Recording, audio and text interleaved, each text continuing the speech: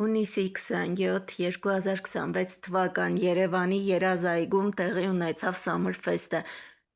որի շրջանակներում տեղի ունեցան մի շարք միջոցառումներ, ինչպես գիտա-կրթամշակութային, այնպես էլ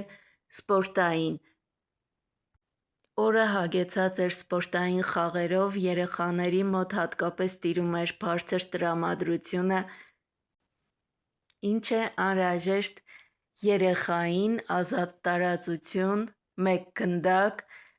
չնայած այստեղ խաղերը և սպորտի տարբեր տեսակներ էին ներառված, բայց ամեն դեպքում երեխաներին հուզում էր գնդակը, կանչում էր գնդակը, բնությունը, ջերմ ժպտում էր արևը, չնայած օրվա վերջում եղանակը դարձավ բարեխառն, ասես ուզում էր նաև անձրև գալ,